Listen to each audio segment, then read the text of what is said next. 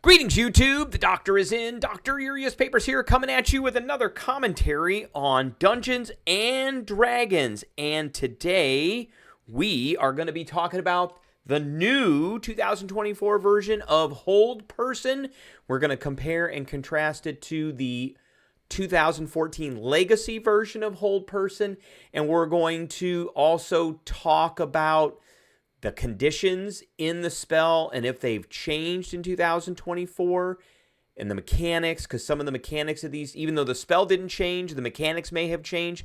We're also going to talk about classes and what classes and 2024 class features go well with the new one. But first, don't forget to hit that subscribe button if you like this video. Hit the like button. If you have any questions or comments, please leave a question or comment, and don't forget to hit that notification bell. All right. Here is the Legacy version of Hold Person. Back in the day when I reviewed this, we gave this spell an A. It's a second level spell, 1 action, 60-foot range, verbal, somatic, and material components, which were worthless. You didn't have to worry about them. Duration of 1 minute was concentration. You did want to concentrate on this spell. It was enchantment. And it was usable by bards, clerics, druids, sorcerers, warlocks, wizards, Circle of the Land, Arctic druids, Oath of Vengeance paladins, Oath of Conquest paladins, Oath of Redemption paladins, Order domain clerics, Blood domain clerics, and we're not going to talk about the Ill Rigger because that is not something that I care about. Okay, so you chose a humanoid that you can see within range. So this is the limitation on the spell. It's Hold Person, so it's a humanoid. But there is a better version of this spell, which I did give an S back in the day, and that was Hold Monster. So within range, which is 60 feet, the target must succeed on a wisdom saving throw or be paralyzed for the duration, which was a horrible and the most horrible condition to have. On each of its turns, the target can make another wisdom saving throw, and the wisdom saving throw sucks because most things have a junky wisdom, especially opponents. On a success, the spell ends on the target, and at higher levels, you could target one additional creature. The humanoid must be within 30 feet of each other when you target them. So if you targeted 2, they both have to be within 30 feet of each other, and they have to be within 60 feet of you. So that was another limitation, and that was kind of why I didn't give this an A+, because it was only humanoids, and then each target had to be within 30 feet. But there were ways to get that saving throw to be failed, and really combat only lasts 3 or 4 rounds in D&D. They're going to fail that saving throw for probably at least the first 2 rounds, if not the first round, because of things you're going to do. We're going to talk about that. And then, all hell just broke loose. Okay, so let's look at the new version.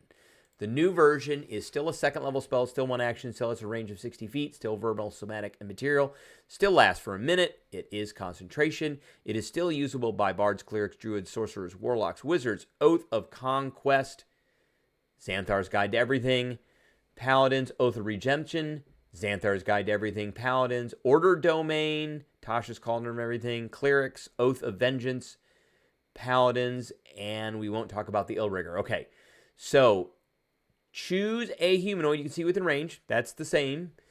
The target must succeed on a wisdom saving throw or have the paralyzed condition, which we're going to talk about. So that didn't really change. At the end of each of its turns, the target repeats the save, ending the spell on itself on a success. That didn't really change either. Here's where it changed. Using a higher level spell slot, you can target 1 additional humanoid for each spell slot above 2, not within 30 feet. So, because of that, we are going to move this to an A+. It's still limited to humanoids, but the other limitation that was on it, which was multiple targets had to be at least 30 feet apart, not in effect this now. That's gone. They still have to be within 60 feet of you, which is the range of the spell, but they can be 60 feet apart now. And I, for the life of me, I didn't really understand it. So let's look at the paralyzed condition and see what that says. You're incapacitated.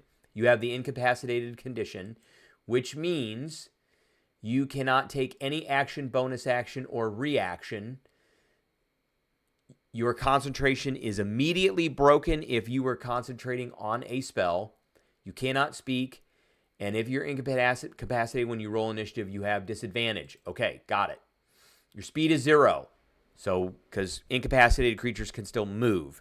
They just can't take an action, bonus action, or reaction.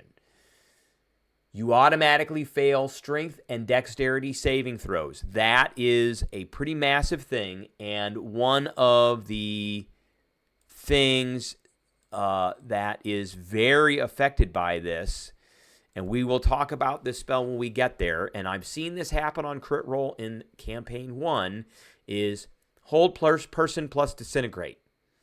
So I put hold person on you. You fail your saving throw. You are now paralyzed. Now I hit you with disintegrate and do damage, and you fail your saving throw automatically. Okay. In addition to that, attacks against you have advantage, and any attack roll that hits you is a critical hit if the attacker is within 5 feet of you. It doesn't say any weapon attack. It doesn't say any melee weapon attack. It doesn't say any ranged weapon attack. It says any attack roll that hits you is a critical hit if the attacker is within 5 feet of you. So that is a little bit of a change. But for the most part, paralyzed stayed the same. So this spell is still awesome. It's very much an A+.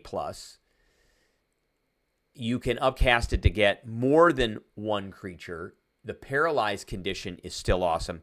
But here are the things that make it the most awesome. Out of all these classes here that are listed to use this spell, the best ones for this spell are Sorcerer, Wizard, and Bard.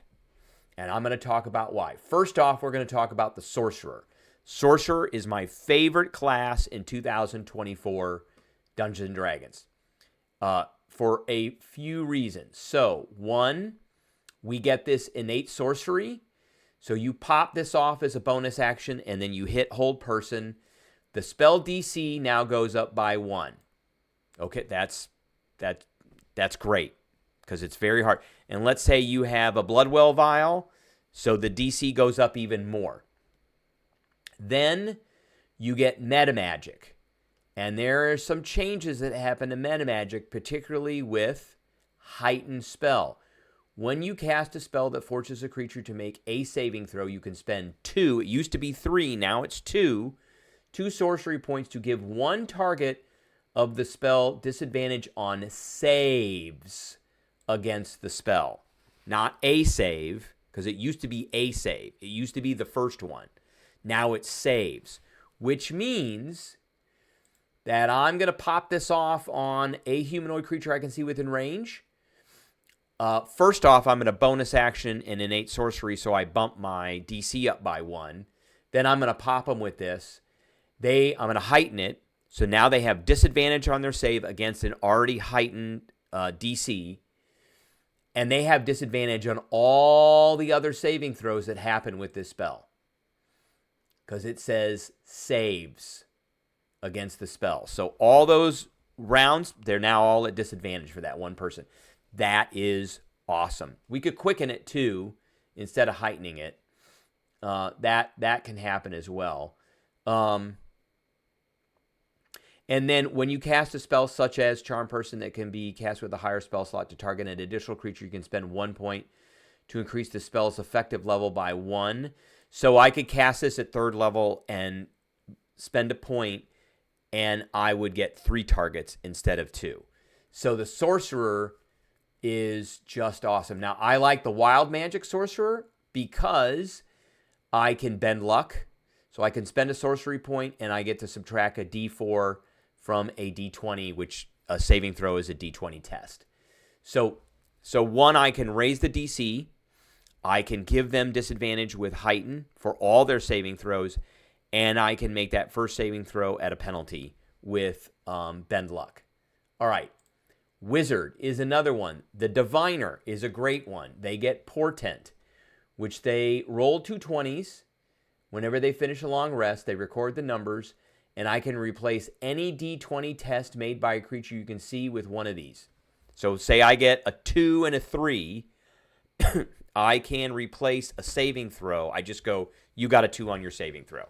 You will fail that first save versus hold person, and now you're paralyzed. Fighters go take care of that. Lastly is the Bard, and I like the Bard of Eloquence for this because of unsettling words. As a bonus action, you can spend one of your Bardic Inspiration die, choose one creature you can see within 60 feet, roll your Bardic Inspiration die. The creature must subtract the number rolled from the next saving throw it makes before the start of your next turn. And I actually like Bard of Eloquence now with a Wild Magic Sorcerer. That is a combination that is very powerful. So Whole Person is now an A+. Great spell, awesome spell. Whole Monster is a better spell, and that's why it gets an S, and it's still going to get an S. They made it better because now creatures do not have to be within 30 feet of each other when you upcast this spell. But you can upcast it, and all the features within the Sorcerer, the new Sorcerer class, make this even better. All right, that is what I have for everybody today. I appreciate everybody tuning in, and I will catch everybody